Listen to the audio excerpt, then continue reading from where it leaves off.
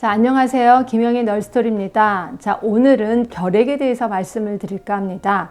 자, 결핵은 1차 감염이 있고 2차 감염이 있습니다. 1차 감염은 어렸을 때 결핵균이 들어오는 거예요. 물론 많이 들어오면 나를 아프게 할 겁니다. 근데 조금 들어와. 그럼 얘가 거기서 증식을 하지 못하고 숨어 있습니다. 그걸 우리 1차 감염이라고 하는 거고요. 일명 잠복 감염이라고 합니다. 그러니까 얘가 그냥 숨어 있는 거예요. 언제까지 숨어 있냐면 내 몸이 약해질 때까지. 그래서 내 몸이 굉장히 약해졌어. 그럼 그때서야 슬슬 일어나서 증식을 하게 되고 나를 감염을 시켜요. 이거를 우린 2차 감염이라고 하는 거고요. 대부분의 결핵 감염은 이 2차 감염에 의한다라고 보시면 돼요. 결국 어렸을 때 이미 결핵균이 내 몸에 들어와 있구나라고 보시면 되고요.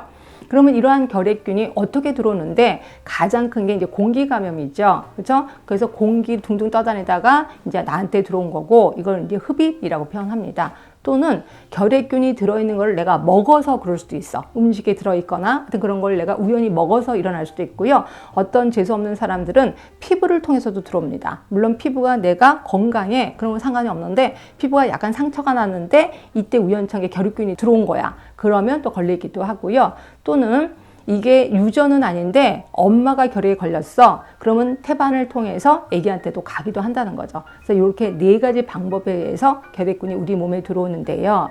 자, 결핵에 잘 걸리는 사람들이 있습니다. 자, 여자하고 남자하고 누가 많이 걸리냐면 남자가 훨씬 많이 걸립니다. 2대1로 많이 걸리는 거고요.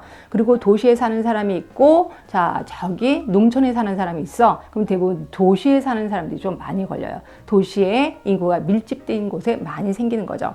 그리고 백인과 유색인종이 있다면 유색인종이 훨씬 더 많이 걸리고 있습니다. 자, 아까 제가 결핵에는 1차 감염이 있고 2차 감염이 있다고 그랬잖아요. 자, 그런데 1차 감염에 있는 거를 내가 확인하고 싶어. 그쵸? 나 지금 어렸을 때 걸렸는지 안 걸렸는지 모르잖아요. 그래서 검사하고 싶어요 라고 했을 때 검사하는 방법이 있습니다. 일단 저는 크게 한 3개로 나눠서 얘기해 드리겠습니다. 보통 성인들은 결핵에 혹시 노출된 적이 있는지 없는지 제일 처음 엑스레이 간접 촬영을 합니다. 간접 촬영이 뭐냐면요. 보통 엑스레이 찍으면 크게 한 장짜리가 나올 겁니다. 이건 이제 직접 촬영이라고 하는 거고, 간접 촬영은 요 조그만 그 한 장 안에 한 500명 분이 들어가 있는 거예요. 굉장히 작게 찍는 거죠. 작게 찍어서 좀 의사가 그거 하나 딱 놓고 500명을 쭉 훑어봐. 돋보기를 쭉 훑어보다가 점이 하나 있어. 이 사람 이상한데? 다시 한번 불러서 찍읍시다. 이렇게 표현해요. 그걸 우리 2번째 찍는 거를 직접 촬영이라고 보는 거예요. 그래서 맨 처음에는 간접 촬영, 그 다음에 2번째는 직접 촬영. 거기에서 이상이 있어. 그러면 3번째 확진 검사 겸 객단 검사를 하게 됩니다.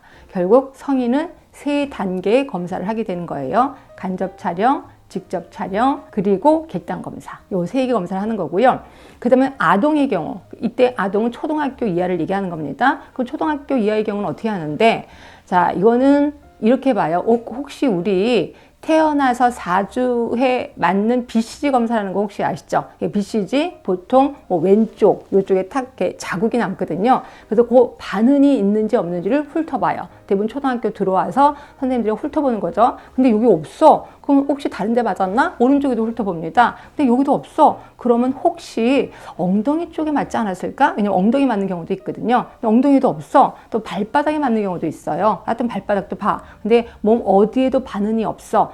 그럼 얘는 혹시 어렸을 때 BCG를 안 맞았나 봐. 이러면서 가정통신을 보냅니다. 그래서 진짜 안 맞았대. 그러면 예방접종을 뒤늦게 하고 있습니다. 이거는 이제 건강한 아동을 얘기하는 거고요. 그런데 고위험 아동이 있습니다. 고위험 아동은 누구냐면 예를 들어서 우리 유치원 담임 선생님이 결핵에 걸렸대. 그것도 개방성 결핵이래. 그럼 그 반 아이들은 모두 고위험 아동이라고 취급을 하게 되는 거고요. 그래서 그 아이들에게는 제일 처음 하는 게 PPD 테스트를 합니다.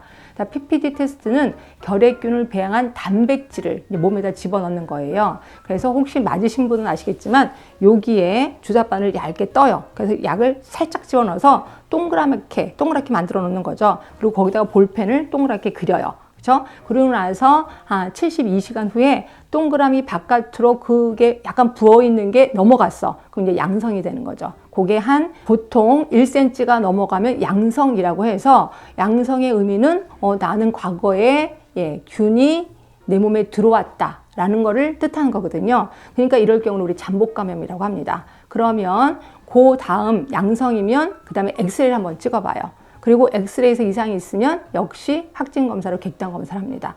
조금 정신 없으시나요? 다시 한번 얘기할게요. 고위험 아동은 PPD 테스트를 해요. 그리고 양성으로 나왔다면은 촬영을 합니다. 당연히 직접 촬영을 하겠죠. 그리고 나서 또 이상이 있다면 확진으로 객단 검사를 한다라고 보시면 되고요.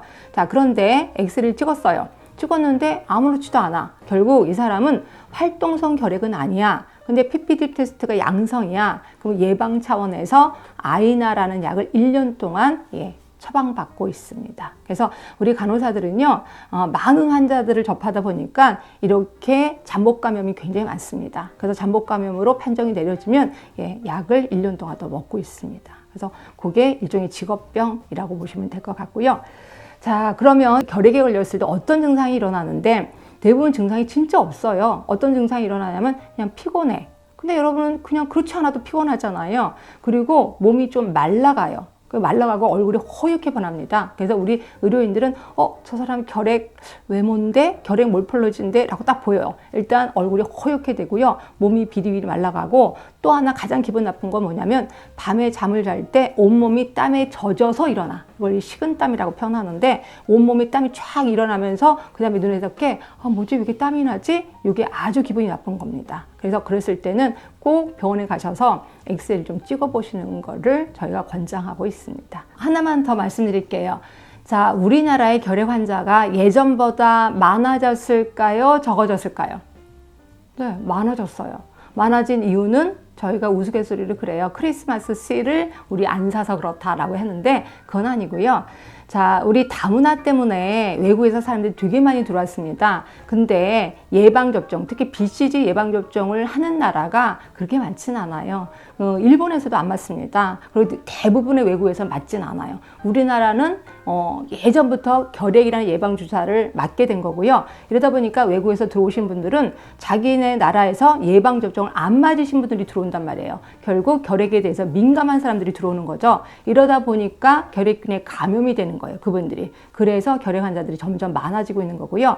자, 그리고 이분들이 들어오시면 제일 먼저 아기부터 갖게 됩니다. 다문화, 그러니까 결혼 이민자들이. 자, 이러다 보면 결핵을 갖고 있는 상태에서 아기를 갖게 되는 거죠. 그리고 나서 이게 이제 조기에 발견이 돼. 그래서 결핵약 치료를 했어. 근데 여기서 결핵약은 2주 정도 치료를 해야 되거든요. 2주 정도 결핵약으로 치료가 되면 그 다음에 균이 나오지 않습니다. 근데 2주가 안 됐어. 그럼 결핵균이 계속해서 나오는 거죠. 근데 다행히 조기 발견해서 2주 이상 약을 먹었어. 그렇게 해서 태어난 아이는 감염이 안 됐을 거다라고 해서 괜찮은데 만약에 2주가 되기도 전에 또는 본인이 결핵 환자인지 모르고 애가 태어났어. 그럼 그 애기는 예방 차원에서 그 또 결핵약을 1년치를 먹습니다. 생각해 보세요. 그 약이 굉장히 많은데 그거를 빈속에 그렇죠? 그러니까 우유도 먹지 않은 채로 아기 몸에다 집어넣는다고 생각해 보세요. 그래서 엄청 많이 힘들어하는 게 신생아들이다라고 보시면 돼요. 그래서 결핵에 대해서는 이렇게 조기 발견하는 것도 되게 중요하다라고 생각하시면 됩니다.